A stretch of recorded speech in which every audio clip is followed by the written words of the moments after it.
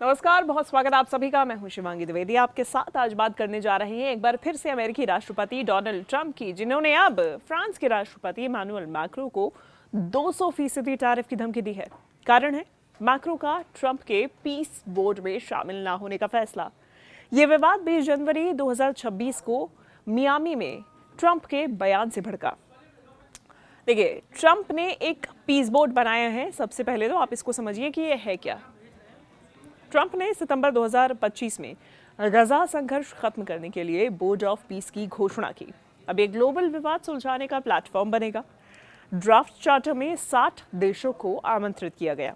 3 साल बाद सदस्यता के लिए $1 बिलियन फंडिंग जरूरी है। ट्रंप का कहना है कि यह यूएन से बेहतर काम करेगा। व्लादिमीर पुतिन को भी न्योता दिया गया। अब ऐसे में मैक्रो ने इनकार कर दिया। अब इस पर ट्रंप ने कहा कि मैक्रो जल्द ही ऑफिस से बाहर होंगे। मैं उनके वाइन और शैंपेन पर 200% टैरिफ लगाऊंगा, फिर वे ज्वाइन करेंगे, यानी कि सीधा धमकी। तो वहीं फ्रेंच सोर्स ने कहा है कि ये धमकी अस्वीकार्य है और बेअसर है। इसके बाद मैक्रो की राजनीतिक स्थिति भी समझनी बहुत जरूरी है, क्योंकि ट्रंप ने सीधा तौर पर यह कहा कि मैक्रो यहां से जल्द ही चले जाएंगे। इमानुएल मैक्रो 2017 से फ्रांस के राष्ट्रपति हैं।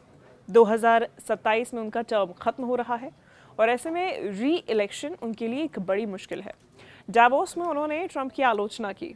अब उन्होंने कहा कि संवाद जरूरी है, लेकिन जबरदस्ती नहीं। मैक्रो ने ट्रंप को प्राइवेट मैसेज भी भेजा और पेरिस में G7 समिट बुलाने के लिए कहा। उसमें रूस, यूक्रेन, डेनमार्क को न्योता देने की बात भी कही गई। अब इसके बाद ट्रंप ने ट्रूथ सोशल पर इस मैसेज को पब्लिक कर दिया, जो कि मैक्रो ने ट्रंप को प्राइवेटली भेजा था। फ्रांस ग्रीनलैंड विवाद में भी भिड़ा हुआ है, जहां ट्रंप खरीदना चाहते हैं ग्रीनलैंड को। हालांकि यूरोपीय देश जो कि इसके अगेंस्ट है, उसमें फ्रांस भी शामिल है। अब टैरिफ धमकी का आप चलिए बैकग्राउंड समझिए। ट्रंप ट्रेड को हथियार बनाते हैं। पहले EU पर 10 से 25% टैरिफ की बात की। फ्रेंच वाइन, शैंपेन अमेरिका में काफ़ी लोकप्रिय है। सालाना इसमें अरबों का बिजनेस होता है। लेकिन अब 200% टैरिफ से कीमतें दोगुनी हो जाएंगी और इसका सीधा सीधा असर फ्रेंच इकोनॉमी को पड़ेगा, क्योंकि इससे इसको झटका लग जाएगा।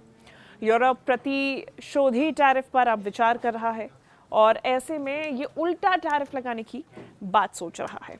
अभी ये ट्रंप की डिप्लोमेसी है, जो कि दबाव से सहमति चाहती है कि कुछ भी चाहिए, किसी भी बात पर सहमति बनानी हो तो फिर आप टैरिफ दबाव डालें। लेकिन इस पूरे मामले में अब वैश्विक प्रतिक्रियाएं भी सामने आ रही हैं। यूरोपीय देश सतर्क हो चुके हैं। यूके, फ्रांस को कमज़ोर करने का आरोप लगाया जा रहा है। वहीं दूसरी तरफ रूस ने न्योते को स्वीकार्य बताया है। यूएन की भूमिका पर भी सवाल उठाए हैं। हालांकि अभी तक भारत जैसे देश हैं, उन्होंने चुप्पी साधी हुई है। सोशल मीडिया पर मीम्स बन रहे हैं। ट्रंप का वाइन बॉयकॉट, ये मीम्स चले जा रहे हैं। तो वहीं दूसरी तरफ आर्थिक प्रभाव इससे क्या होगा, आप ये समझिए। फ्रांस का वाइन एक्सपोर्ट 15 बिलियन यूरो सालाना का है।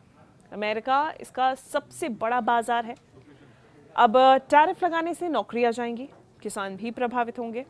अमेरिकी कंज्यूमर्स को दाम अब महंगे पड़ेंगे। ट्रंप का इसमें तर्क ये है कि अमेरिकी जॉब्स इस पूरे टैरिफ वॉर से बचेगी। ट्रंप की विदेश नीति भी कुछ ऐसी ही है।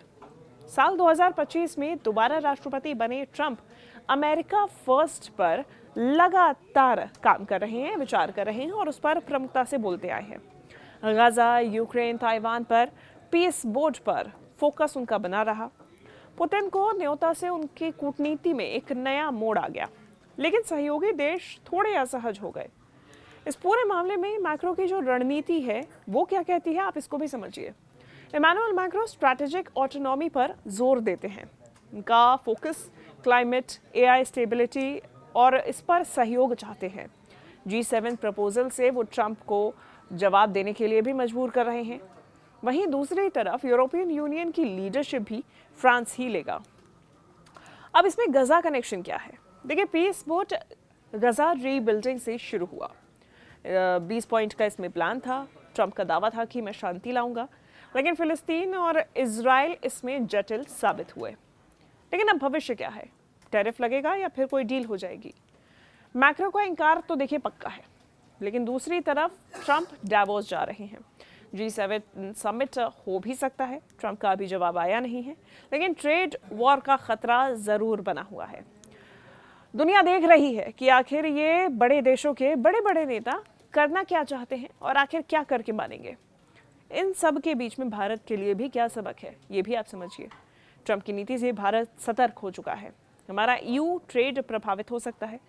डिप्लोमेसी में बैलेंस बहुत ज़्यादा ज़रूरी है, इसलिए भारत इस पूरे वाकये से सबक लेके अपने हिसाब से निर्णय ले सकता है।